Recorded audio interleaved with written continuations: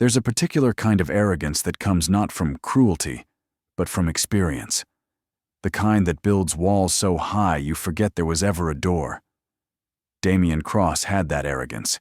He'd convinced himself that innocence was something to be avoided, that purity would only get crushed in his world of sharp edges and darker desires. He wore his cynicism like armor, keeping everyone at arm's length with a smirk and a cutting remark. Until she walked into his office with honest eyes and a stack of design portfolios, and everything he thought he knew began to crumble. If this story touches your heart, subscribe to the channel and leave a like. Comment where you're listening from, and if you feel it was really worth it, consider becoming a member to get early access to upcoming stories. Your support makes all the difference. The 68th floor of Cross Tower was a study in controlled elegance. Floor-to-ceiling windows overlooked the city, a sprawling empire of glass and steel that seemed to bow before the man who commanded this space. Everything in Damien Cross's office was deliberate. The obsidian desk, custom-made in Milan, the leather chairs that cost more than most people's cars, the abstract paintings whose price tags carried more zeros than cents. It was a kingdom of excess, and Damien ruled it with an iron fist wrapped in a $1,000 suit. He stood by the window now, phone pressed to his ear, closing a deal that would net his company another 8 figures. His voice was smooth, confident, edged with just enough threat to remind the person on the other end who held the power. When he ended the call, he didn't smile. Victory had lost its flavor years ago. Now it was just another Tuesday. His assistant, Marcus, knocked twice before entering. The man had worked for Damien for 5 years and had learned to read his moods like a meteorologist reads storm patterns. Today there was a particular tension in Marcus's shoulders that made Damien's eyes narrow. "The design firms are here for the presentation," Marcus said carefully. "All 3, as requested. They're set up in conference room A." Damien checked his watch, a Patek Philippe that had been his father's, one of the few things he'd kept after the old man died. "Which one do you think will waste my time the least?" "Honestly?" Marcus hesitated. "None of them are quite right. But there's a 4th option, a freelancer. Her portfolio arrived this morning and it's different from anything I've seen. Bold, unexpected. Her."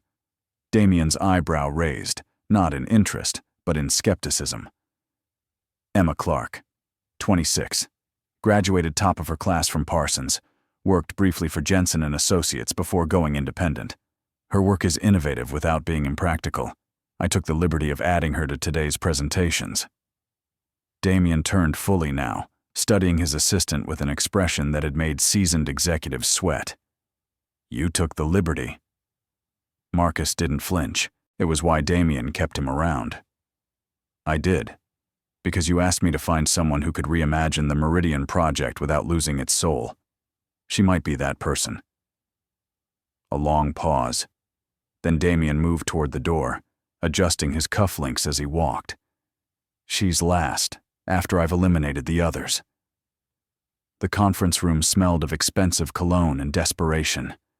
The first 3 presentations blurred together in Damien's mind. Safe choices, predictable designs. Beautiful, certainly, but soulless. Each firm promised him exactly what he'd asked for, and nothing more. No vision, no risk, no fire. He dismissed them one by one with polite brutality, thanking them for their time, while Marcus showed them out. And then the room was empty, except for the lingering scent of their ambition and his boredom. "Send in the freelancer," he said, not looking up from his phone. The door opened. Damien didn't look up immediately. It was a power play he'd perfected over the years, making people wait for his attention, reminding them that his time was more valuable than theirs. But then he heard her voice, and something in it made him look up. "Mr. Cross, thank you for seeing me. I know this was last minute." Emma Clark stood in the doorway, and she was nothing like what he expected. She wore a simple black dress, professional, but not trying too hard. Her dark hair was pulled back in a way that was practical rather than styled. No excessive jewelry, no designer bag screaming for attention. She carried a leather portfolio that looked worn from use, not bought to impress. And her eyes, those hazel eyes, looked directly at him without the usual mixture of fear and calculation he was accustomed to seeing. She looked clean. Untouched by the cynicism that polluted his world, she looked innocent, and that irritated him immediately. "Miss Clark," he said, his voice deliberately cool, "you have 15 minutes. Impress me." Emma nodded, seemingly unfazed by his tone. She moved to the presentation screen with an economy of movement that suggested confidence rather than nervousness. She didn't fumble with the technology, didn't apologize for taking up his time. She simply began. "The Meridian Project is about transformation," she said, pulling up her first image. "You're not just building a hotel. You're creating an experience, a space where people can escape the ordinary and touch something extraordinary." Damien leaned back in his chair, fingers steepled, watching her with an expression that had been described in boardrooms as glacial. "That's what everyone says. Show me something I haven't seen." Emma smiled, not a nervous smile, not a flirtatious smile, just a small, genuine expression that suggested she knew something he didn't. "Then stop thinking like a businessman for 5 minutes. Think like a human being who needs beauty in his life." The room went silent. Marcus, standing by the door, actually stopped breathing. No one spoke to Damien Cross like that. Ever. Damien's jaw tightened, his eyes darkening with something between anger and intrigue. "Excuse me?" Emma met his gaze steadily. "Your previous presentations were about profit margins and brand positioning. Mine is about why any of that matters. Yes, you'll make money. Yes, it'll be prestigious. But will it make anyone feel anything? Will it change them? Will they remember it?" She clicked to the next image, and despite himself, Damien looked. The design was stunning. She'd taken his basic concept and elevated it, adding unexpected elements. Water features that looked like liquid glass. Lighting that would shift with the time of day.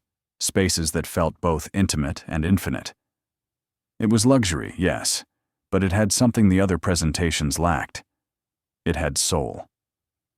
Damien studied the designs in silence, his expression unreadable. Emma continued her presentation with a quiet passion that was more compelling than any hard sell. She spoke about negative space and emotional resonance, about how people needed places that made them feel something beyond comfortable or impressed. They needed to feel transformed. When she finished, she closed her portfolio and stood there, waiting, not fidgeting, not apologizing, just present. Damien stood slowly, moving around the table with predatory grace. He stopped a few feet from her, close enough that she had to tilt her head slightly to maintain eye contact, close enough that he could smell her perfume, something subtle and floral that probably cost less than his morning coffee. "How old are you, Miss Clark?" His voice was low, almost intimate. 26. "How many major commercial projects have you completed independently?" "This would be my first." A slight smile touched his lips. It wasn't kind. "So you're asking me to gamble $40 million on your potential?" "I'm asking you to invest in vision over experience. Sometimes the best person for the job is the one who hasn't learned all the reasons why something supposedly can't be done." Damien moved closer, and Emma held her ground. He had to give her credit for that. Most people stepped back when he invaded their space, but she stood there, chin raised slightly, meeting his challenge with calm certainty. "You know what I see when I look at you?" he said softly, his voice dropping to that dangerous register he used when he wanted to unsettle someone. "I see someone who still believes the world is fair. That talent and hard work matter more than connections and compromise. That's not vision, Miss Clark. That's naivety." Emma's expression didn't change. "And what do you see when you look in the mirror, Mr. Cross? Someone who's so afraid of being disappointed that he mistakes cynicism for wisdom? The words hung in the air like a slap. Marcus made a small sound by the door, something between a cough and a prayer. Damien stared at her, and for the first time in years, he felt something other than boredom. Anger. Yes. But also something else, something that felt uncomfortably like being seen. "You're too innocent for this world," he said finally, his voice hard. "Too naive for this industry. Certainly too idealistic for me." "Is that your way of saying no?" "It's my way of saying you'd be destroyed here. People like you don't survive in places like this. You'd be chewed up and spit out before your first invoice cleared." Emma tilted her head slightly, studying him with those clear eyes. "Is that what happened to you?" The question was so unexpected, so precisely aimed at something he'd buried years ago, that Damien actually took a step back. His face went cold, his professional mask slamming back into place. "This interview is over. Marcus will see you out." But Emma didn't move toward the door. Instead, she did something that surprised him even more. She smiled, sad and knowing, like she could see all the way through his expensive suit and carefully cultivated disdain to something true underneath. "Thank you for your time, Mr. Cross. I hope you find what you're looking for, even if you don't know what that is yet." And then she walked out, leaving her portfolio on the conference table, leaving him standing there with Marcus staring at him like he'd witnessed a miracle or a catastrophe, possibly both. When the door closed, Damien turned to Marcus. "Get me her full background, everything." "Sir, you heard me. And send her a rejection letter. Professional, standard." Marcus hesitated. "But her designs are beautiful and completely impractical. Send the letter." "Yes, sir." But even as Marcus left, Damien found himself walking to the window, staring out at the city that had made him rich and empty in equal measure. He could still smell her perfume in the room, could still hear her voice asking him if he'd been destroyed here. The answer was yes, but he'd never admitted it to anyone, barely even to himself. And she'd seen it in 5 minutes. That night, Damien sat in his penthouse, a glass of whiskey growing warm in his hand, untouched. The apartment was a showpiece. Minimalist furniture, carefully curated art, floor-to-ceiling windows showcasing the glittering city, $50 million of real estate that felt as empty as a museum after hours. He'd pulled up Emma Clark's portfolio on his tablet, telling himself he was just confirming his decision to reject her. But he'd been staring at her designs for an hour, and with each image, he felt something uncomfortable stirring in his chest. She was talented, more than talented. She was visionary. Everything she created had heart, had meaning, had that indefinable quality that separated art from commerce. And she'd looked at him like he was human. Not a billionaire, not a conquest, not a means to an end, just a man who'd forgotten how to feel anything real. His phone buzzed. A text from Veronica, the gallery owner he'd been casually seeing for 3 months. "Dinner tomorrow?" The Oak Room. 8. He deleted it without responding. Veronica was beautiful, sophisticated, and emotionally unavailable. Exactly his type. They had an arrangement that required nothing from either of them beyond physical compatibility and public appearances. It was perfect. It was empty. It was what he deserved. Damien looked back at the tablet, at Emma's design for the hotel's central atrium. She'd envisioned a space flooded with natural light, with gardens that would bloom year-round, with water features that would create the sound of rain even on sunny days. It was excessive, impractical, beautiful. It was everything he'd stopped letting himself want. He picked up his phone and called Marcus, even though it was after 10. "Sir?" Marcus answered on the second ring, alert despite the hour. "The rejection letter to Emma Clark. Don't send it yet." A pause. "May I ask why?" "I haven't decided." "Understood." Damien ended the call and stood, moving to the window. Somewhere out there in the city of 8 million people, Emma Clark was probably in a small apartment, maybe celebrating what she thought was a successful presentation, not knowing he'd already decided to reject her before she'd even finished speaking, not knowing that she'd gotten under his skin in a way that no one had in years. The problem with Emma Clark, Damien decided over the next 3 days, was that she wouldn't leave his mind. Her designs haunted him during board meetings. Her voice echoed in his head during conference calls. That look she'd given him, sad and knowing and completely unafraid, appeared in his thoughts at the most inconvenient moments. He was Damien Cross. He didn't get distracted by anyone, let alone a 26-year-old idealist with more passion than sense. But on Thursday morning, he found himself telling Marcus to set up another meeting. "Tell her I have some questions about her proposals. Tomorrow, 10 a.m., my office." Marcus didn't comment, but Damien saw the slight smile his assistant tried to hide. "Of course, sir. Should I prepare the contract paperwork?" "Absolutely not. This is just a follow-up consultation." "Naturally." Emma arrived on Friday morning wearing a navy dress with small white buttons down the front. Professional, simple, and somehow it made her look younger, more vulnerable than the black dress from before. She carried the same worn portfolio and the same steady confidence that irritated and intrigued him in equal measure. "Mr. Cross," she said, extending her hand. He took it. Her skin was soft, her handshake firm. She didn't hold on too long or pull away too quickly. Everything about her seemed deliberately calibrated to suggest she had nothing to prove and nothing to hide. It made him want to unsettle her, to find the cracks in that serene exterior.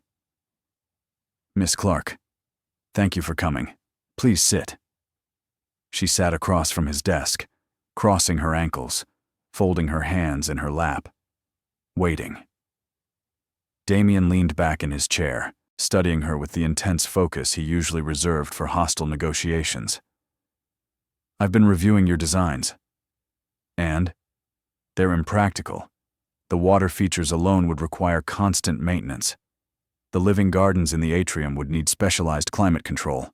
The cost overruns would be substantial." Emma nodded, unfazed. "Yes, all true. And yet you proposed them anyway. Because you didn't ask me for the cheapest solution. You asked me to reimagine the space, to create something extraordinary. Extraordinary costs more. It always does." Damien's fingers drummed once on the armrest. "You're very certain of yourself. I'm certain of my work. That's different." "Is it?" He leaned forward, elbows on his desk, his gaze locked on hers. "Because from where I'm sitting, you look like someone who hasn't been beaten down enough times to know when to compromise." "From where I'm sitting," Emma replied evenly. "You look like someone who's compromised so many times, he's forgotten what it feels like to want something that can't be bought." The words hit like a physical blow. Damien's jaw tightened, his eyes going cold and hard. "You have no idea what you're talking about. Don't I?" Emma's voice remained calm, but there was steel underneath now. "Mr. Cross, I looked you up. Damien Cross built a billion-dollar empire from nothing. Orphaned at 17, raised yourself, put yourself through business school while working 3 jobs. You weren't born into this world. You fought your way in, and somewhere along the way, you learned to protect yourself by not caring about anything. Careful, Miss Clark." His voice was dangerously quiet. "Why? Afraid I'll say something true?" They stared at each other across the desk, the air between them charged with something that was half anger, half recognition. Two people seeing each other too clearly and not liking what they saw. Finally, Damien stood, moving to the bar cart in the corner of his office. He poured himself a drink, even though it wasn't even noon. "You want to know why I really called you here? To intimidate me into withdrawing my proposal?" He turned, glass in hand, and smiled. It wasn't a nice smile. "To warn you. This project, if you got it, would consume your life for 18 months. You'd work with contractors who'd steal credit for your ideas, investors who'd demand changes that would gut your vision. You'd compromise and compromise until what you built barely resembled what you imagined. And at the end, you'd look at it and wonder where it all went wrong. Is that what happened to you on your first major project? Damien took a slow sip of his drink, the amber liquid catching the light. The Westbrook Tower, 22 years old, first major development. I had a vision for it: green spaces, community areas, affordable units mixed with luxury. A place where people could actually live, not just exist. What happened? Investors wanted maximum profit, per square foot. Contractors wanted the cheapest materials. The city wanted tax revenue. By the time it was finished, it was just another glass box. Expensive, soulless, profitable. He set down his glass with a sharp click. I made $12 million on that project.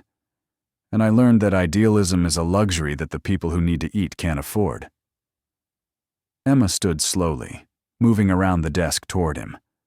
Not close, but closer than professional distance dictated. And you've been building glass boxes ever since? Making money and hating every minute of it? I don't hate it. I just don't feel anything about it anymore. There's a difference. That's worse. Damien laughed, sharp and bitter. You're lecturing me about worse? You've been in this industry for what, 3 years? You've completed what, maybe a dozen small residential projects? You have no idea what it takes to survive at this level. You're right. Emma's voice was steady, her eyes never leaving his. I don't know what it takes to survive by giving up everything I believe in. And I hope I never learn. Then you won't survive. Maybe not in your world. But I'll sleep at night. Damien moved closer, and this time his proximity was deliberate, calculated to intimidate. He towered over her by nearly a foot, his physical presence usually enough to make people reconsider their bravado. But Emma didn't step back. She tilted her chin up, meeting his eyes with that same clear, steady gaze that saw too much. You think you're so pure, he said softly, his voice rough. So untouched by the ugliness of it all. But give it time, Miss Clark. This world has a way of stripping away innocence. And when it does, you'll understand why people like me stopped caring. Or maybe, Emma said just as softly, people like you stopped caring because it was easier than admitting you're scared. The words hit him somewhere deep, somewhere he'd thought was buried beneath years of carefully constructed armor. His hand, seemingly of its own accord, lifted toward her face. He caught himself halfway, fingers hovering near her cheek, trembling slightly with an emotion he couldn't name. You should go, he said, his voice rough. Why? Because I'm not a good man, Emma, and you're looking at me like you think you can save me. She smiled then, sad and small. I don't want to save you, Mr. Cross. I just want you to remember what it feels like to believe in something. And then she did the most unexpected thing. She reached up and took his hand, the one still hanging in the air between them, and lowered it gently. Her fingers wrapped around his for just a moment, warm and real.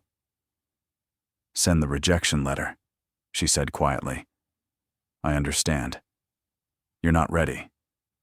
Then she walked out, leaving him standing there with his hand still warm from her touch, feeling more alive and more empty than he had in years. Damien didn't send the rejection letter. He didn't send a contract either. For 2 weeks, he did nothing but think about Emma Clark while pretending he wasn't thinking about her at all. He threw himself into other projects, other meetings, other negotiations. He went to galas and charity events. He had dinner with Veronica, who noticed his distraction and didn't ask about it because their arrangement didn't include caring.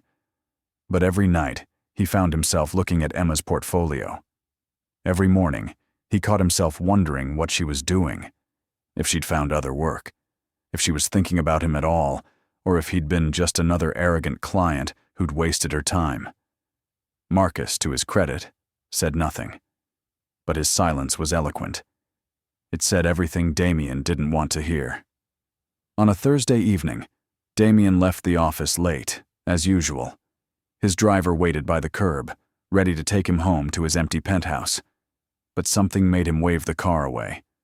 Made him start walking instead, hands in his pockets, letting the city noise wash over him. He walked without direction for 20 minutes before he realized where his feet were taking him.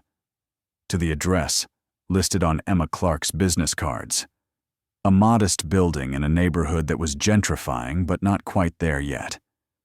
The kind of place where artists and young professionals lived before they either made it big or gave up.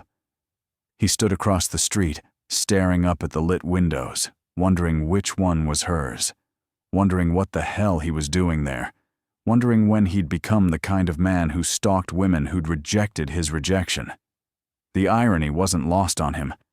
He was about to turn away, to call his driver and go home and forget this moment of weakness, when he saw her. Emma, coming around the corner carrying groceries, a canvas bag over her shoulder. She wore jeans and a simple sweater, her hair down around her shoulders. She looked young and tired, and somehow still luminous in the streetlight. She didn't see him. She was fishing for her keys, juggling her bags, completely absorbed in the mundane act of coming home after a long day. And something about that, about her being so ordinary and unaware, made his chest tight. He crossed the street before he could stop himself. "Miss Clark." She startled, nearly dropping her groceries. Then she saw him and froze, her eyes widening. "Mr. Cross? What are you doing here?" Good question. What was he doing here? "I was in the neighborhood." Emma looked around at the neighborhood that was nowhere near where billionaires had any reason to be. "No, you weren't." He almost smiled. Almost. "No, I wasn't." They stood there on the sidewalk, the evening settling around them, the city noise a distant hum. Emma shifted her grocery bag, studying him with those eyes that saw too much. "Did you send the rejection letter?" she asked. "No." "The contract?" "No." "Then what do you want, Mr. Cross?" What did he want? That was the question he'd been avoiding for 2 weeks. What did he want from Emma Clark? To hire her? To warn her away? To corrupt her innocence or preserve it? To prove she was naive or let her prove him wrong? "Dinner," he said finally. "I want to take you to dinner." Emma blinked. "This is a business dinner?" "No." "Then what kind of dinner is it?" Damien stepped closer, and this time when he invaded her space, it wasn't to intimidate. It was because he couldn't help himself. "The kind where I try to understand why you're all I can think about. The kind where you tell me I'm making a mistake. The kind where we both know this is a terrible idea and do it anyway." Emma's breath caught. He saw it, the slight parting of her lips, the quick rise and fall of her chest. She felt it too, whatever this was between them. This pull, this impossible attraction. "I'm not interested in being your rebellion, Mr. Cross. Or your redemption. Or whatever you think I represent. What if you're just someone I want to know? Then you should know I don't date clients, or potential clients, or billionaires with savior complexes. I don't have a savior complex. No? Then why are you here? Standing outside my apartment, asking me to dinner, looking at me like I'm some kind of answer to a question you haven't asked?" She was right. She was absolutely right. And he should walk away. Should let her be. Should send the contract for the Meridian project and keep it professional. Should protect her from himself. "One dinner," he said instead. "If you hate it, I'll never bother you again. I'll send you the rejection letter. You can take other projects. We'll never see each other again. And if I don't hate it, then we'll figure it out." Emma studied him for a long moment, and he could see the war happening behind her eyes. Caution against curiosity. Self-preservation against attraction. Everything logical said she should refuse. Everything smart, said she should go inside and lock the door and forget he existed. Tomorrow, she said finally. 7 p.m., but not some impossible-to-get-into restaurant where you're trying to impress me. Somewhere normal, somewhere you wouldn't usually go. Deal. She nodded once, then started toward her building, but at the door, she turned back. Mr. Cross? Yes? If this is some game to you, some challenge to corrupt the naive girl, you should know something. What's that? I'm not as innocent as you think I am. I've been hurt. I've been disappointed. I've learned that the world isn't fair. I just chose not to let that make me cruel. Then she disappeared inside, leaving him on the sidewalk with the ghost of her words and the realization that he might have finally met someone who could see through him completely and not look away. The next evening, Damien found himself doing something he hadn't done in years. He was nervous. He'd changed clothes 3 times, settling finally on dark jeans and a black button-down with no tie. Casual, or as casual as he knew how to be. He'd told his driver to take the night off and had called a regular cab instead, and he'd made a reservation at a small Italian restaurant in Brooklyn that had gotten good reviews, but had never crossed his radar because he never went to Brooklyn. He felt ridiculous, like a teenager on a first date, like someone who cared about making a good impression. He hated it, and couldn't stop. Emma was waiting outside when he arrived. She wore a simple green dress that brought out the gold in her eyes, her hair loose around her shoulders. No expensive jewelry, no design or anything. Just her, beautiful in a way that had nothing to do with effort and everything to do with essence. You came, she said, and he heard the surprise in her voice. Did you think I wouldn't? I thought you might come to your senses. Damien opened the cab door for her. I've never been accused of having too much sense. The restaurant was small, warm, smelling of garlic and wine and bread fresh from the oven. They were seated at a corner table. No special treatment, no recognition. Just 2 people having dinner. It was strange. It was perfect. They ordered wine. They ordered food. And then Emma looked at him across the table, her chin resting on her hand, and said, So tell me, Damien Cross, who are you when you're not being a billionaire? I'm always a billionaire. Can't really turn that off. Try. So he tried. And to his surprise, words came. He told her about growing up in foster care after his parents died, about learning early that the world didn't owe him anything, about working construction jobs and saving every penny, about his first real estate deal that went south and left him $40,000 in debt, about climbing his way up through ruthlessness and refusal to quit. Emma listened without interrupting, without judgment, her eyes never leaving his face. And when he finished, she reached across the table and touched his hand. Just that. Just touch. That must have been lonely, she said softly. It was necessary. Things can be both. And maybe that was why he was here, because she understood that. Understood that strength and vulnerability weren't opposites, that you could be hard and still hurt. Your turn, he said. Who is Emma Clark when she's not trying to save cynical billionaires? She smiled. I don't know about saving, but I grew up in a small town in Vermont. My parents owned a bookstore. We didn't have much money, but we had stories. We had beauty. We had love. Her smile faded slightly. When I was 16, a developer bought the whole block. They tore down my parents' store to build luxury condos. My parents fought it, but they didn't have the resources. They lost everything. That's why you became an architect. That's why I became someone who believes spaces should serve people, not just profit. That beauty matters. That communities matter. That there's more to life than the bottom line. Damien felt something twist in his chest. I'm probably the kind of developer who destroyed your parents' bookstore. Probably. She squeezed his hand. But you're here, having dinner with me, in Brooklyn, trying to remember what it feels like to be human. That counts for something. They talked for 3 hours, about everything and nothing, about dreams and disappointments, about the city and the world, about art and commerce and the impossible space between them. And somewhere in those 3 hours, Damien felt something he hadn't felt in years. He felt hope. Walking Emma home felt natural. Right. They moved through the Brooklyn streets side by side, not quite touching but aware of every centimeter of space between them. The night was cool, the city alive around them with sirens and music and distant laughter. Damien had never paid attention to these sounds before, had always been insulated by cars and drivers and the deliberate quiet of wealth. But walking with Emma, he heard everything, felt everything. "This was nice," Emma said as they approached her building. "Unexpectedly nice." "Did you expect it to be terrible?" "I expected you to spend the whole evening trying to prove something, but you didn't. You were just yourself." Damien stopped at her stoop, hands in his pockets, looking down at her.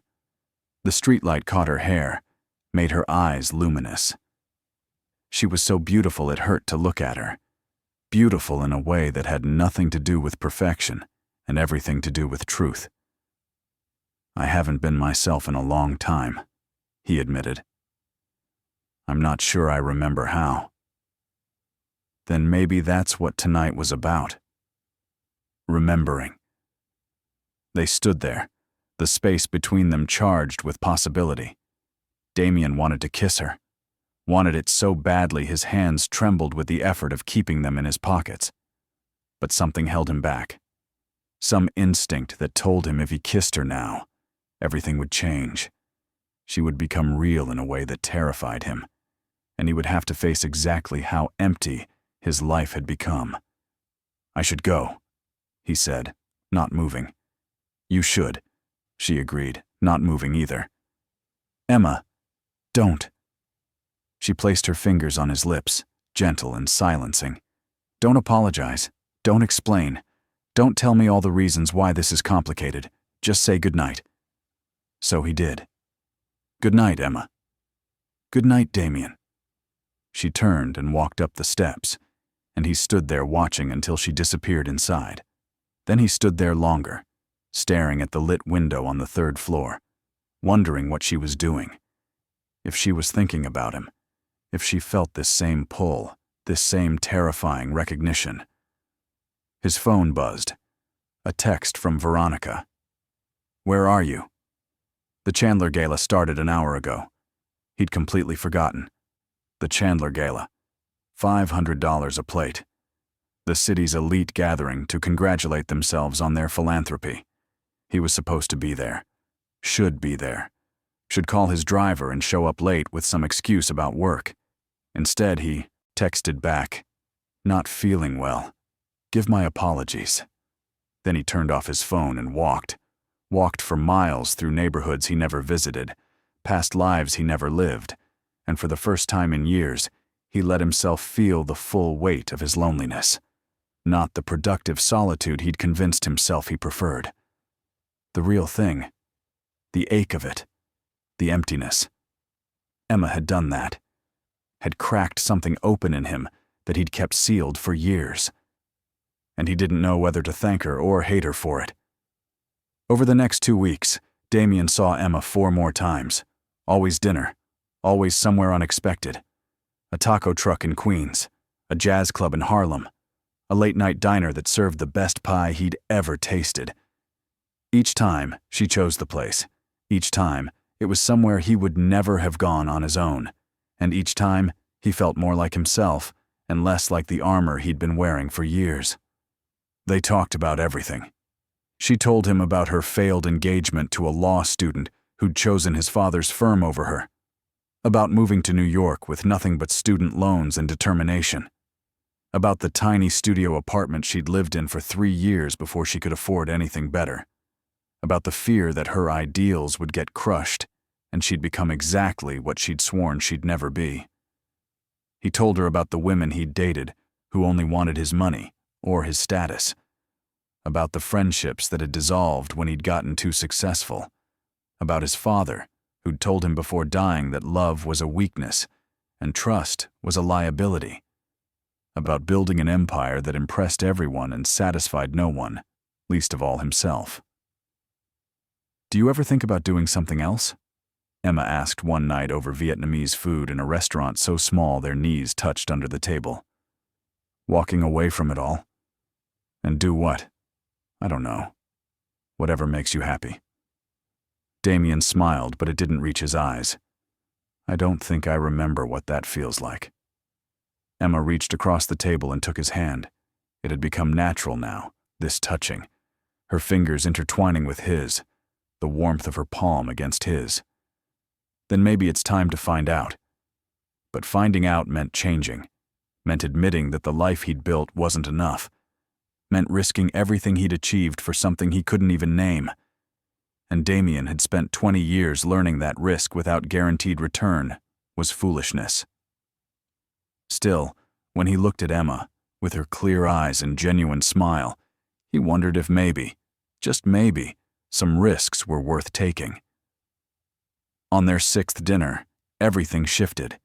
They were at a wine bar in the West Village, tucked into a corner booth where the candlelight made everything soft and intimate. They'd been talking about music, about the concerts they'd seen and loved. Emma was animated, her hands moving as she described a performance that had made her cry, and Damien was watching her, not really hearing the words anymore, just absorbing her presence, the way she tilted her head when she laughed, the way she bit her lower lip when she was thinking, the way she looked at him like he was more than his money, more than his reputation, more than the cold facade he showed the world. "You're not listening," she said suddenly, catching him staring. "I am." "Then what did I just say?" "That the cellist made you cry." "That was 5 minutes ago." She smiled, amused rather than offended. "Where did you go?" Where had he gone? Into dangerous territory, into thoughts he shouldn't be having about a woman who was all wrong for him.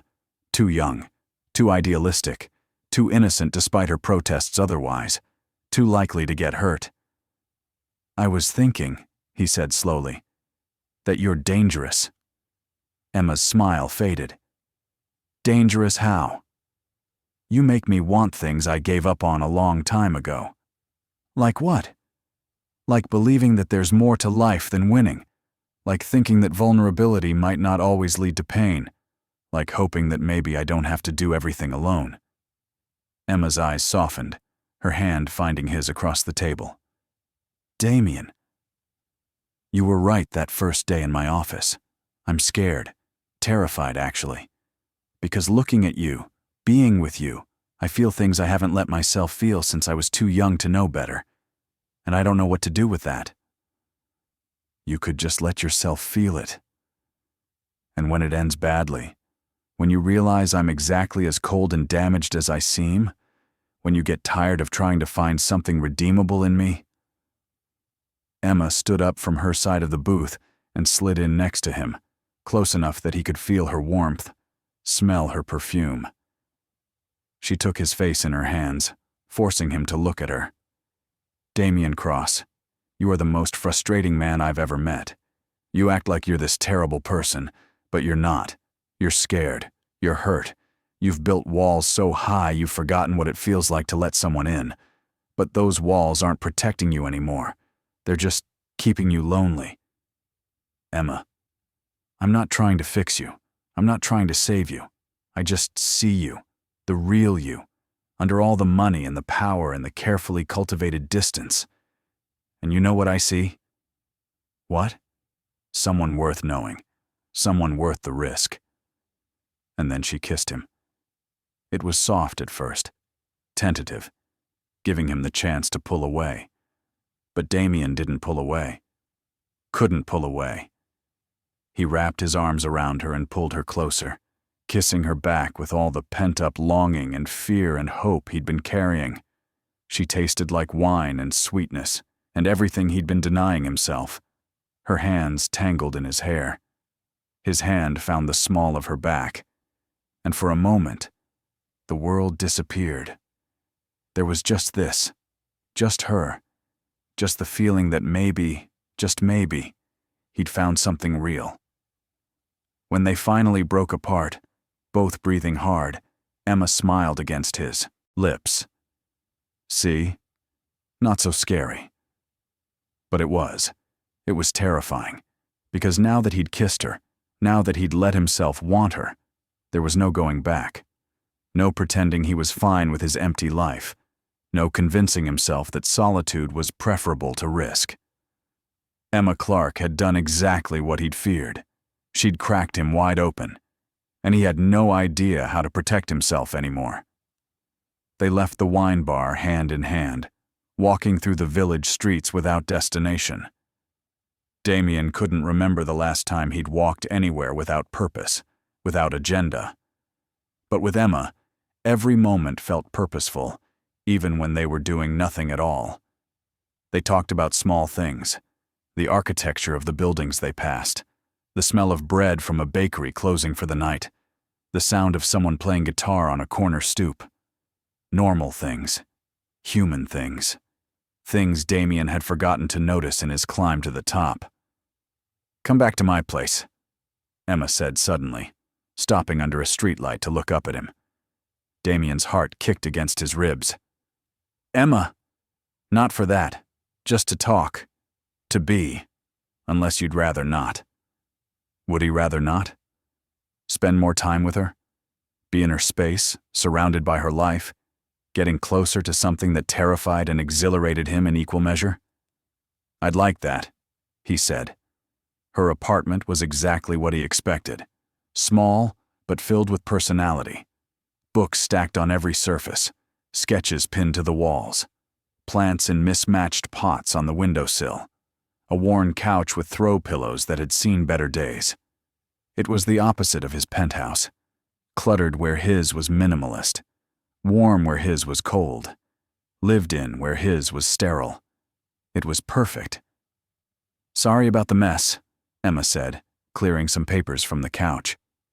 "I wasn't expecting company." "I like it. It feels like you." She smiled, pleased. "Wine, or I have coffee if you prefer." "Coffee would be good." He watched her move around the tiny kitchen, and something about the domesticity of it, the normalcy, made his chest tight. When was the last time he'd watched someone make coffee? When was the last time he'd been in a space that felt like a home rather than a showroom? When was the last time he'd let anyone see him like this, without the armor? Emma handed him a mug and curled up on the couch beside him, tucking her feet under her. "So, tell me something you've never told anyone." "That's a dangerous question." "I like danger." Damien took a sip of coffee, buying time. What could he tell her that he'd never told anyone? What secret could he share that wouldn't make her see him the way everyone else did? Or worse, the way he saw himself? "I bought my first building when I was 23, he said finally. "A condemned apartment complex on the Lower East Side. Everyone said I was insane, that it would bankrupt me. But I saw something in it, something worth saving. So I spent every dime I had renovating it, making it beautiful, keeping the original architecture while modernizing everything else. When it was done, I could have sold it for triple what I paid, made a fortune. But you didn't. I was going to. Had an offer on the table from a developer who wanted to gut it, turn it into luxury condos, push out all the current tenants. And I almost took it, almost convinced myself that's just how business works." "What stopped you?" Damien looked down at his coffee, the memory still sharp even after all these years. "There was a woman, Mrs. Chen, 90 years old, lived in that building for 60 years. She came to my office and begged me not to sell to the developer. Said this wasn't just a building, it was her home, the place where she'd raised her children, where she'd buried her husband, where she had every memory that mattered." Emma's hand found his, squeezing gently. "I told her I'd think about it. And that night, I went back to that building, sat in the lobby until morning, watching people come and go, families, elderly couples, young professionals just starting out, and I realized that if I sold, I'd be destroying something real for something profitable. I'd be exactly like the developers who destroyed your parents' bookstore. So what did you do? I kept it, raised the rents minimally, just enough to cover costs, set up a trust to maintain it, made exactly zero profit. He smiled bitterly. My accountant told me I was an idiot. My business partners dropped me, and I learned a valuable lesson. What lesson? That being good in this business makes you weak. That compassion is a liability. That if you want to survive, you have to stop caring about the people you're crushing on your way up.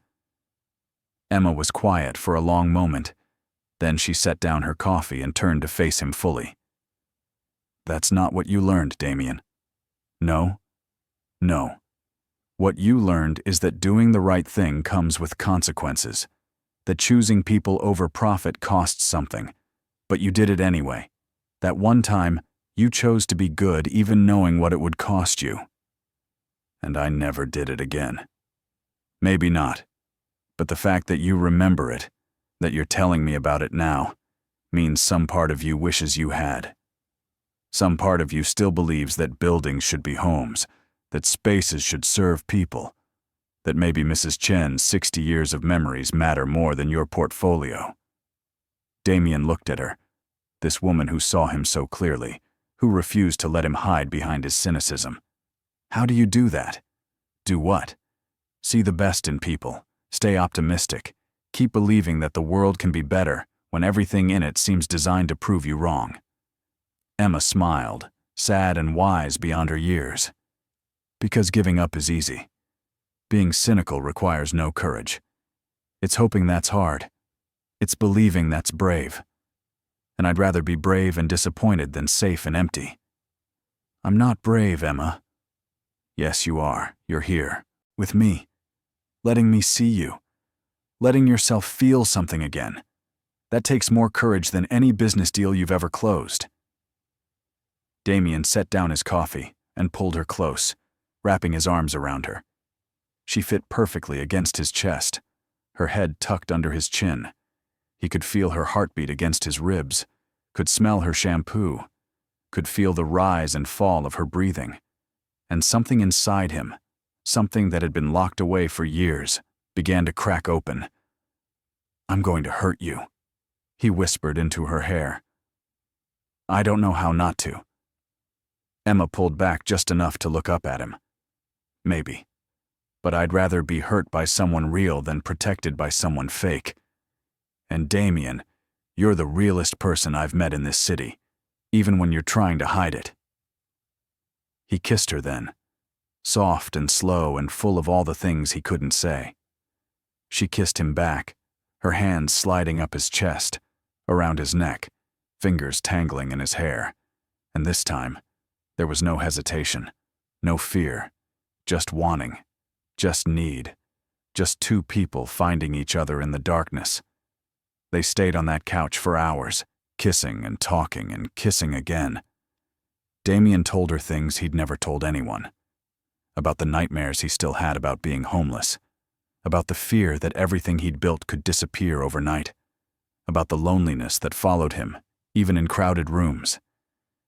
And Emma listened. Really listened. Not trying to fix him, not offering empty platitudes. Just being present. Just seeing him. When he finally left, sometime after 2 a.m, Damien felt different. Lighter. Like he'd put down a weight he'd been carrying so long he'd forgotten it was there. He walked the streets again, not caring about the hour or the danger or how far from his penthouse he'd wandered. He just walked, thinking about Emma, about her laugh, her touch, the way she looked at him like he was worth something beyond his bank account. He was falling in love with her. The realization hit him somewhere between 5th Avenue and Central Park. He was falling in love with Emma Clark, and it was the most terrifying thing that had happened to him since his parents died. Because love meant vulnerability, meant giving someone the power to destroy you, meant risking everything he'd built, everything he'd become, on something as fragile and unpredictable as feeling. But for the first time in years, Damien thought maybe, just maybe, that risk might be worth taking. The next morning, Damien woke up in his penthouse feeling like a stranger in his own life. Everything looked the same. The pristine white walls, the designer furniture, the art that cost more than most people's homes. But it all felt wrong now. Empty, like a museum exhibit of a life rather than a life actually lived. He made coffee in his immaculate kitchen and stood by the window, watching the city wake up below him. Somewhere out there, Emma was waking up too. Getting ready for her day. Moving through the world with that quiet grace and fierce belief that things could be better. And he wanted to be part of that world. Her world. Not this isolated tower of wealth and solitude. His phone buzzed. Marcus. Sir, the Meridian investors are asking for an update. They want to know which design firm you've selected. They're getting anxious. Damien stared at the message. The Meridian project. He'd been avoiding the decision for weeks now, ever since Emma walked into his conference room and turned his carefully ordered world upside down. He had 3 conventional firms ready to give him exactly what he'd originally asked for. Safe, predictable, profitable. Or he had Emma, with her vision and her passion and her absolute certainty that spaces should have souls. He typed back, "Schedule a meeting with Emma Clark this afternoon. Let her know I want to discuss moving forward with her design." A pause. Then, "Are you certain, sir?" No. He wasn't certain of anything anymore. But that was the point, wasn't it? To stop playing it safe, to take the risk, to choose beauty over profit and see what happened. Yes. Set it up. Emma arrived at his office at 3, portfolio in hand, expression carefully neutral.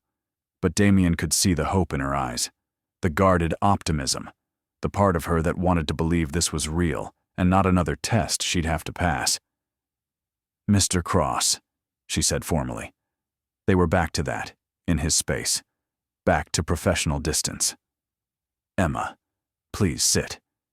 She sat, and Damien noticed the way her hands trembled slightly as she opened her portfolio. She was nervous. It made her more real somehow, more human. "I'll get straight to the point," Damien said, folding his hands on his desk. "I want you for the Meridian project. Your vision, your design, all of it." Emma's eyes widened. "You do?" "I do.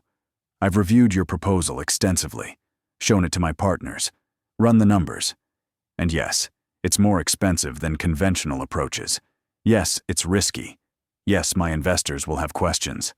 But it's also brilliant. It's what the project needs. It's what I should have asked for from the beginning." "What changed your mind?" Damien leaned back in his chair, studying her. "You did. You reminded me that there's more to building than profit margins, that spaces should serve people, not just balance sheets, that sometimes the expensive choice is the right choice."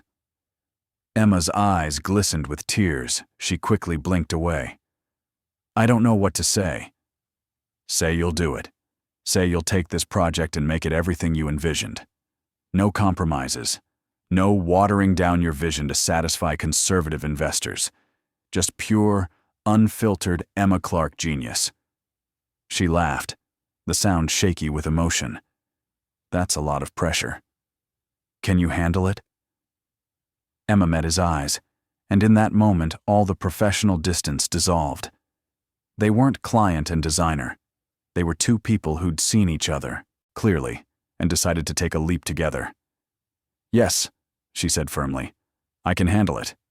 "Good. Marcus will draw up the contracts. You'll have full creative control within the approved budget. You'll work directly with me on all major decisions. And Emma?" He leaned forward, his voice dropping to something more intimate. "Thank you." "For what?" "For not giving up on me, on this project, on the idea that maybe something can be both profitable and beautiful." Emma smiled, radiant and genuine. "Thank you for taking the risk." After she left, Damien sat in his office for a long time, staring at her designs on his screen. He'd just bet $40 million, and his reputation on an unproven designer whose only qualification was that she'd made him feel something again. His board would think he was insane. His investors would demand explanations. His competitors would smell blood in the water. But for the first time in years, he didn't care. He'd made a choice based on belief rather than calculation, on hope rather than certainty. And even if it failed spectacularly, at least he'd tried. At least he'd been brave. Over the next few weeks, Damien and Emma fell into a rhythm. They met 3 times a week to review designs, discuss changes, navigate the complex web of contractors and permits and investor demands. But the meetings always ran long, always devolved from business into personal. They'd order dinner in the conference room and talk for hours. About the project, yes, but also about everything else.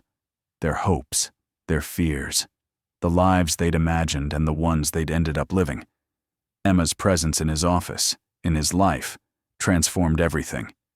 She brought light into spaces that had been dark for years, made him laugh when he'd forgotten how, challenged him when he fell back into old patterns of cynicism and control. She was relentless in her optimism, her belief that people could change, that the world could be better, that even Damien Cross could learn to feel again. And slowly, agonizingly, wonderfully, he did. Feel again, care again, hope again. One evening, working late on some detail about the hotel's lighting systems, Emma fell asleep on the conference room couch. Damien found her there, curled up under his suit jacket that she'd apparently taken at some point. Her hair fell across her face. Her breathing was soft and steady. She looked young and vulnerable and so beautiful it hurt. He should wake her, send her home, maintain professional boundaries. But instead, he sat in the chair across from her and just watched. Studied the way her eyelashes rested on her cheeks. The slight smile that played at her lips even in sleep. The complete trust that let her sleep here, in his space, with him watching over her. When had someone last trusted him like this? When had he last wanted to protect something more than he wanted to profit from it? Emma stirred, her eyes fluttering open. When she saw him watching, she smiled sleepily. "How long was I out?" 20 minutes. You were exhausted." She sat up, rubbing her eyes. "Sorry, the lighting specifications were making my eyes cross." "We can finish tomorrow." "No, I'm good." She stretched, his jacket falling away from her shoulders. Then she noticed it, looked at it, looked at him. "When did you—" "You were cold." Something passed between them then. One of those moments where everything goes quiet and still, where the world narrows to just 2 people looking at each other and understanding something without words. "Damien," Emma said softly, "what are we doing?" "Working on the Meridian project." "That's not what I mean." He knew what she meant. They'd been dancing around it for weeks. This thing between them. Too intense to be just friendship. Too complicated to be just professional. Too real to keep pretending didn't exist. "I don't know," he admitted. "I've never been good at this, at letting people in, at being vulnerable, at any of it." Emma stood and moved to where he sat. She reached out, her fingers gentle on his face. "Then maybe it's time to get good at it." He pulled her into his lap, and she came without hesitation, straddling him, her hands framing his face. They were so close he could count every fleck of gold in her hazel eyes, could feel her breath on his lips, could hear his own heart hammering against his ribs. "I'm falling in love with you," he said, the words raw and honest and terrifying. "I don't know how to do this, don't know how to be what you need, but I'm falling in love with you, and I don't know how to stop." Emma's eyes filled with tears. "Then don't stop, just fall. I'll catch you. And if I'm too broken, then we'll be broken together." He kissed her then, deep and desperate and full of everything he'd been holding back. She kissed him back with equal fervor, her hands in his hair, her body pressed against his. And somewhere in that kiss, Damien let go. Let go of the fear, let go of the control, let go of the armor that had protected and imprisoned him for years. He just fell, and Emma caught him, just like she'd promised. 3 months into the Meridian project, everything changed. Not with Emma. Things with Emma were perfect, challenging and terrifying and exhilarating, but perfect. She'd become the center of his world in a way that should have scared him, but instead felt inevitable. They spent nearly every evening together, either in his office reviewing designs or at her apartment avoiding work entirely. She'd brought color into his monochrome existence, had taught him that vulnerability wasn't weakness, had shown him what it felt like to be loved not for what he had, but for who he was. No, the change came from the project itself, or more specifically, from the investors. Damien sat in the boardroom of Cross Tower, surrounded by 8 men in expensive suits who were currently explaining why Emma's design needed to be reconsidered. The presentation was led by Richard Thornton, the lead investor, a man who'd built his fortune on strip malls and had all the aesthetic sensibility of a parking garage. "The water features are too expensive," Thornton said, pointing at Emma's renderings with disdain. "The living gardens require too much maintenance. The custom lighting system is unnecessarily complex. We need to streamline, cut costs, make this project viable." Damien kept his expression neutral, but inside he was seething. "The costs are within the approved budget. We went over this in the initial proposal. The initial proposal was too ambitious. We need to be realistic, Damien. This isn't art school. It's business. We have shareholders to answer to. And we have a vision to execute. A vision that will set this hotel apart from every other luxury property in the city." Another investor, James Chen, spoke up. "Look, we all appreciate Miss Clark's creativity, but she's inexperienced. She's never managed a project of this scale. Maybe we should bring in a more established firm to implement her ideas, someone with a proven track record." Damien's hands clenched under the table. "Emma has full creative control. That was the agreement." "Agreements can be renegotiated," Thornton said smoothly, "especially when the original terms prove impractical. We're not saying abandon her entirely. Just bring in some adult supervision." Adult supervision. Damien's voice was dangerously quiet. "You know what I mean. Someone who understands the realities of commercial development. Someone who can rein in the more extravagant elements and deliver something that actually makes financial sense." Damien stood slowly, his full height and presence commanding the room. "Let me be very clear about something. Emma Clark's design is what makes this project special. It's what will make it legendary. If you wanted another cookie-cutter luxury hotel, you should have said so from the beginning. But you came to me because you wanted something different, something that would stand out. And that's exactly what you're getting." "At what cost?" Thornton challenged. "At what point does vision become vanity? At what point do we admit we made a mistake and course correct?" "The only mistake," Damien said coldly, "would be compromising this vision to satisfy people who wouldn't recognize beauty if it was handed to them on a platinum platter." The room went silent. Thornton's face darkened. "Careful, Damien. We've invested a significant amount of capital into this project. We have a right to ensure it's being managed responsibly. And I have a right to ensure it's being built correctly. Emma's design stands, all of it. No compromises, no cost-cutting, no adult supervision.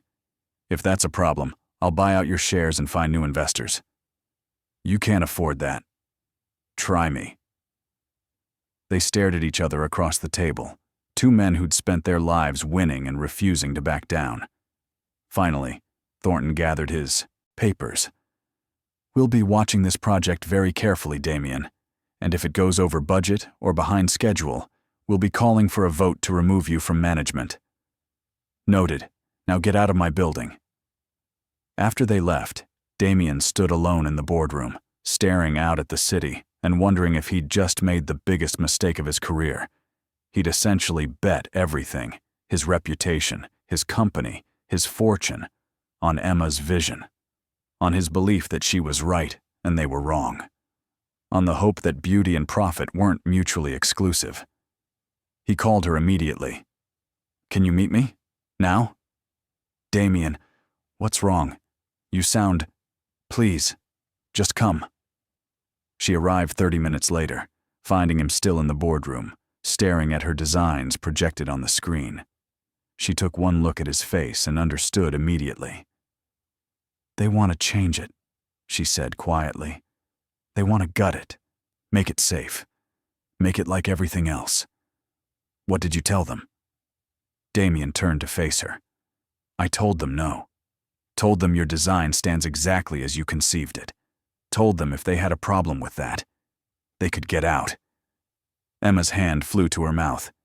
"Damien, you didn't." "I did. Just risked $40 million and my company's reputation on the belief that you're right, and they're wrong." "Why would you do that?" He crossed to her, taking her face in his hands. "Because you've taught me that some things are worth fighting for. That compromise isn't always wisdom, that sometimes you have to risk everything for something you believe in."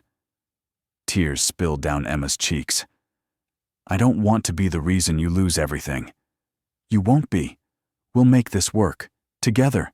We'll prove that beauty and profit can coexist, that spaces can have souls and still be successful, that idealism isn't naivety, it's courage." She kissed him then, desperate and grateful and scared. And Damien held her, feeling the weight of what he'd just done settling on his shoulders. He'd chosen her, chosen vision over safety, chosen belief over certainty. And there was no going back now. Over the next few months, the pressure intensified. The investors watched every decision, questioned every expense, challenged every choice. Contractors pushed back against Emma's detailed specifications. Suppliers tried to substitute cheaper materials. The media started reporting on troubled luxury hotel project and unproven designer in over her head. The criticism was relentless, but Emma never wavered. She worked 18-hour days, fighting for every detail. She stood up to contractors twice her age and 3 times her experience. She negotiated with suppliers who tried to intimidate her. She defended her choices to investors who treated her like a child playing dress-up. And through it all, Damien watched her with growing admiration and deepening love. She was everything he'd thought she was and more. Strong, where he'd assumed she'd be fragile. Fierce, where he'd expected her to fold. Brilliant, where he'd feared she might falter. She proved him wrong about innocence being weakness. Proved that sometimes the purest vision comes from those who haven't learned to compromise it away. But the toll was visible. Emma grew thinner. The shadows under her eyes deepened. Her smile, when it came, took longer to appear. And Damien hated watching her bear this burden, hated that his choice to believe in her had put her in the crosshairs of men who wanted to see her fail.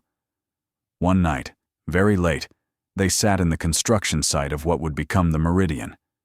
The space was still raw, still mostly steel and concrete.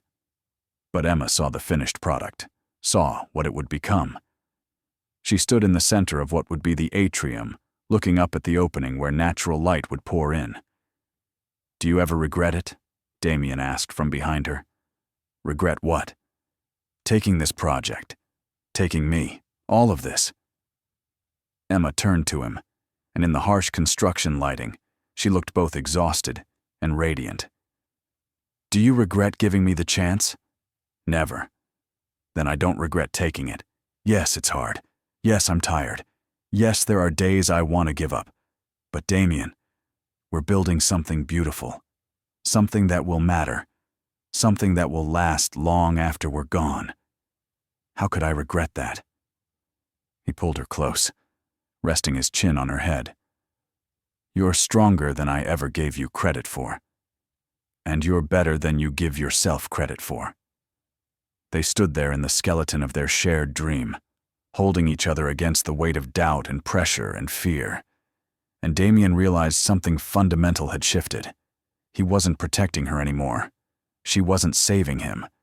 They were just two people, equally strong, equally vulnerable, building something together. 6 months after breaking ground, the Meridian was beginning to take shape.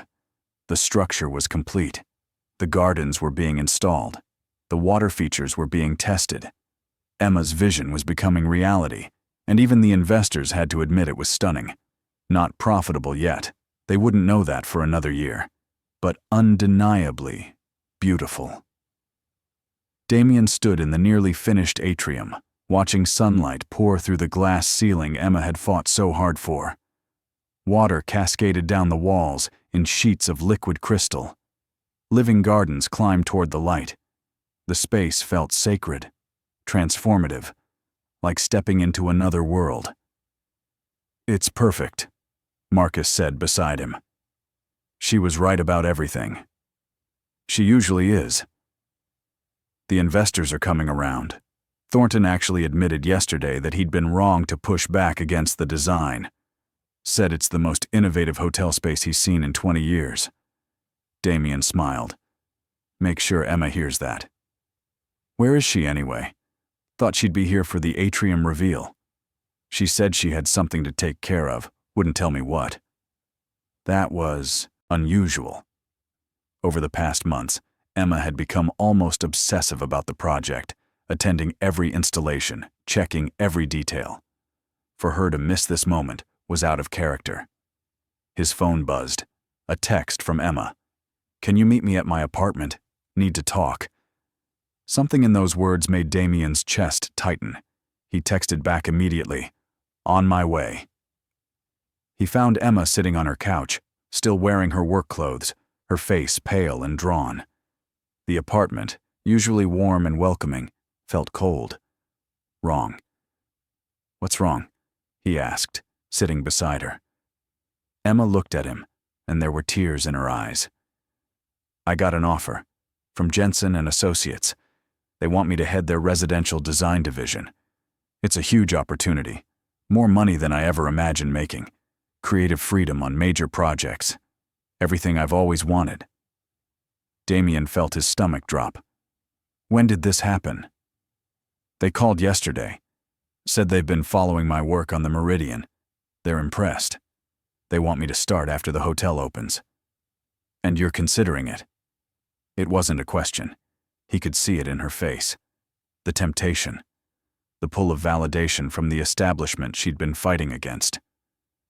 "I don't know," Emma said quietly. "This project has consumed my life for 6 months. And yes, it's beautiful. Yes, I'm proud of it.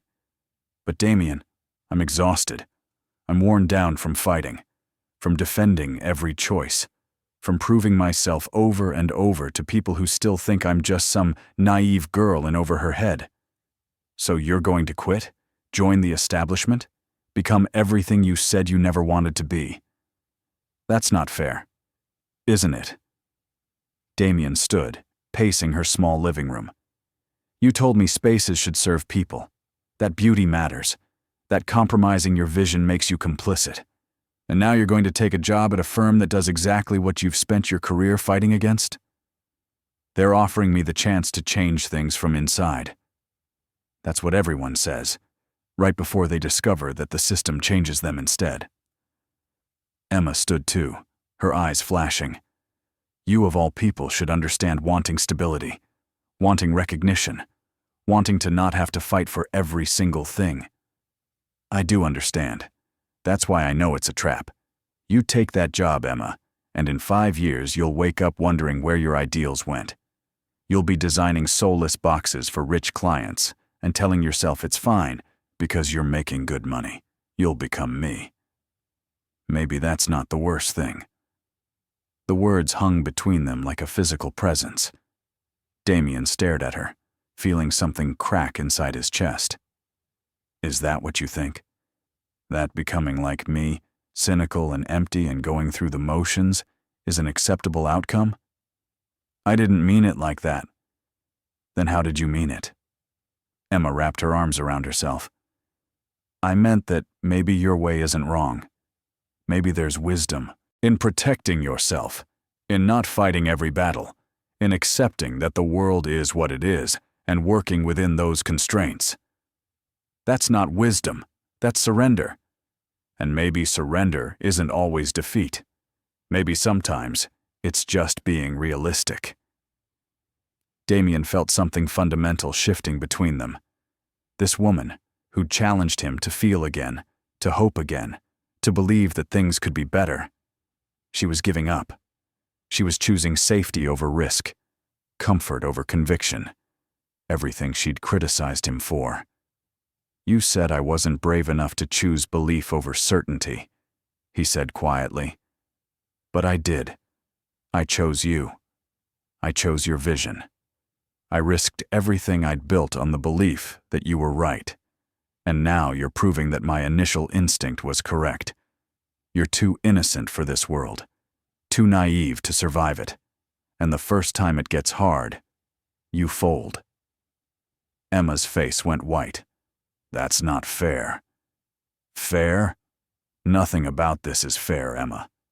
I opened myself up for the first time in years. I let you in.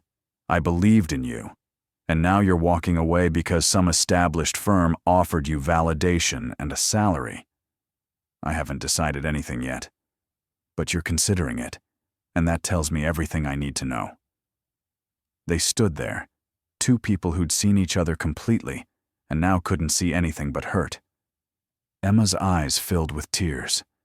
Damien's jaw clenched with barely controlled anger and pain. "Maybe we moved too fast," Emma said finally. "Maybe we confused our feelings for the project with feelings for each other. Maybe once the hotel is done, there's nothing left."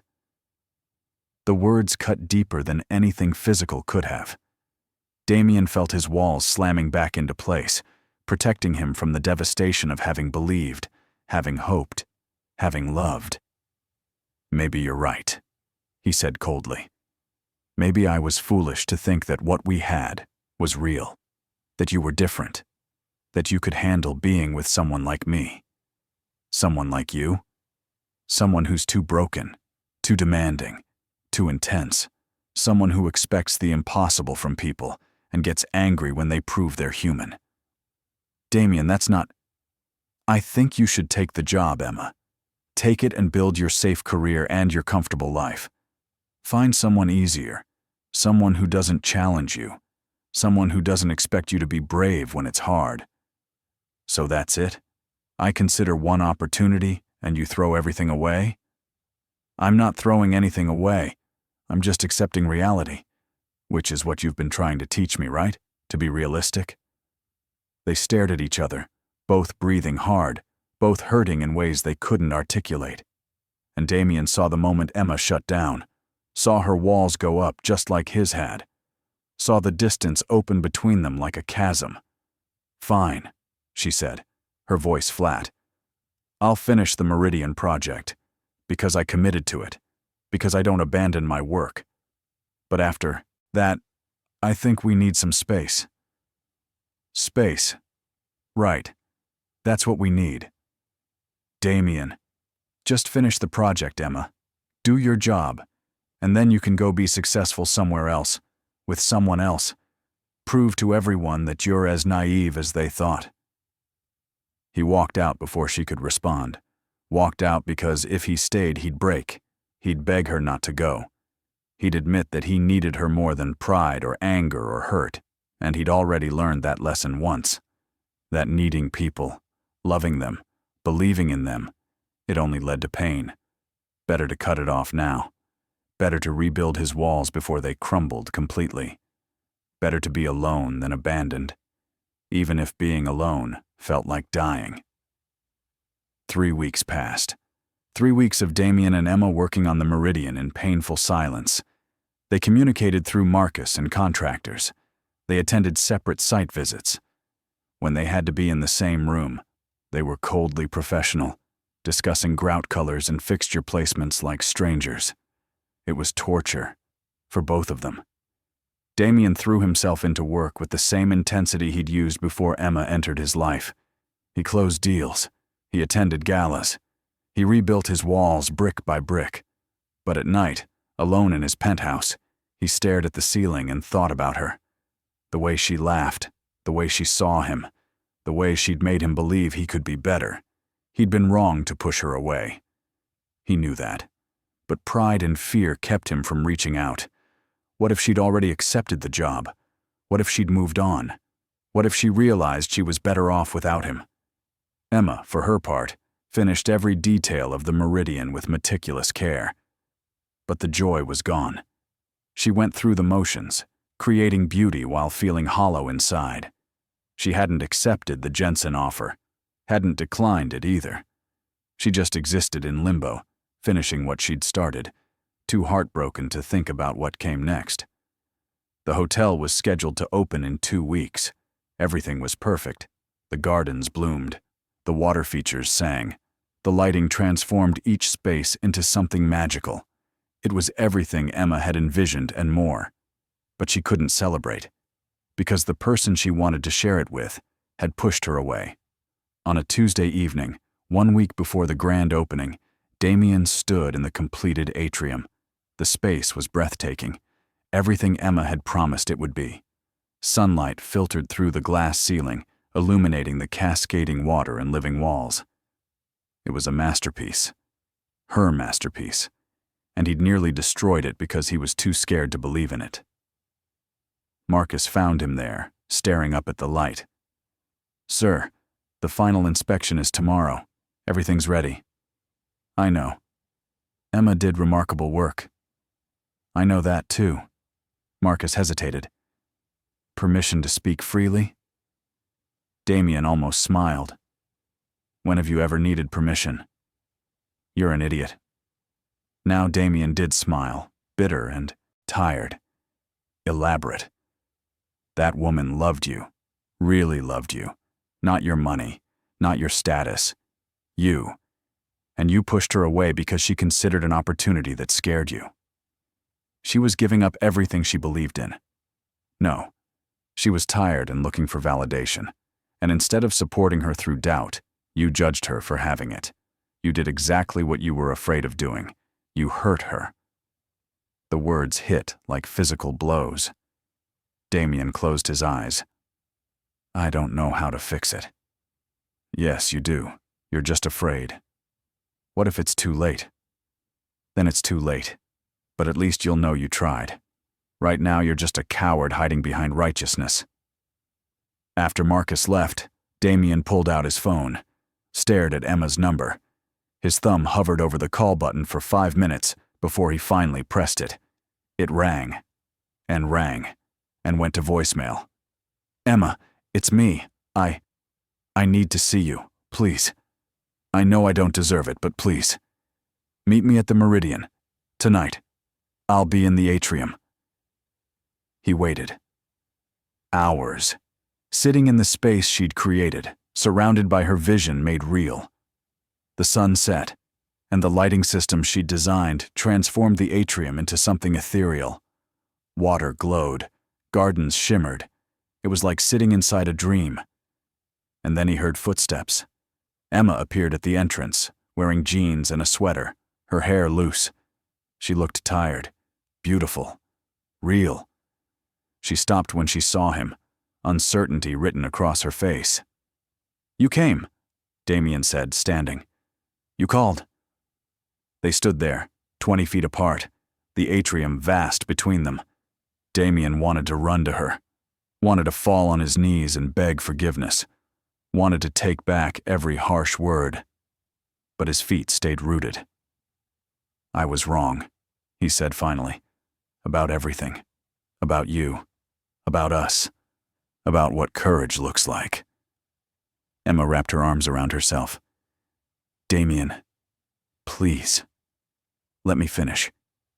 He took a step closer. "You weren't giving up when you considered that job. You were human. You were tired and scared and looking for someone to tell you that you were good enough.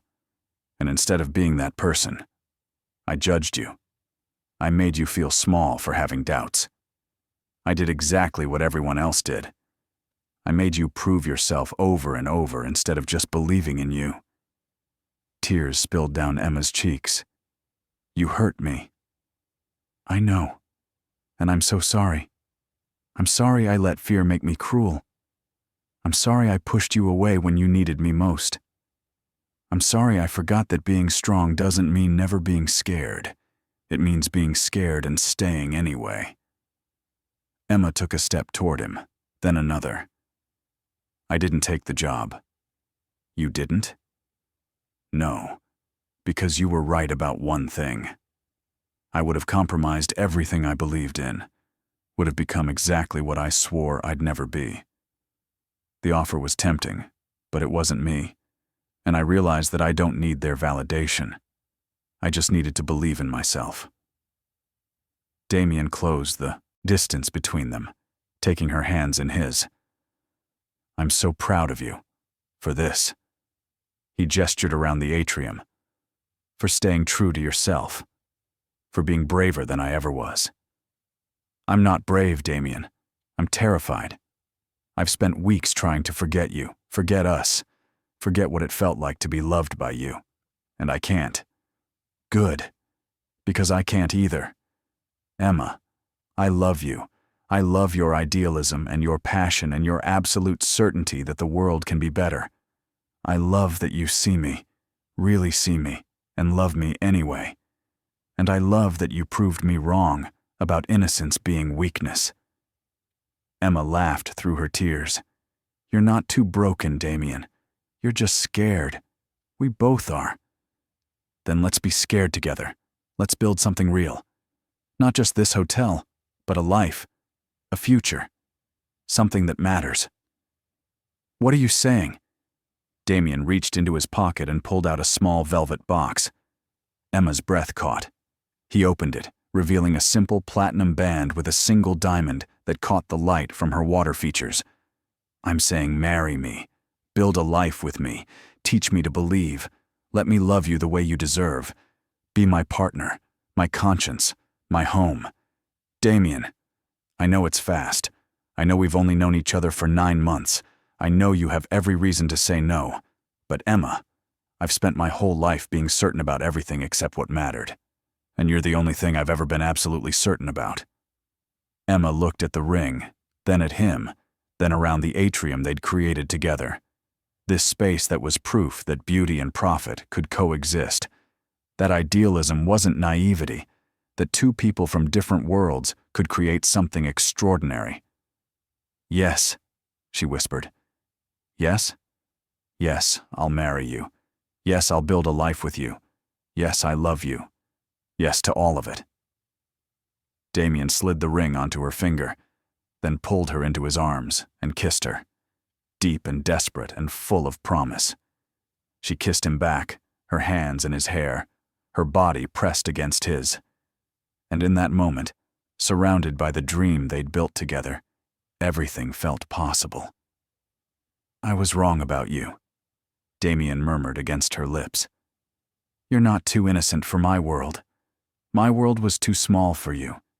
You made it bigger. Emma pulled back, smiling through happy tears. And you proved that even the most arrogant billionaire can learn to feel again.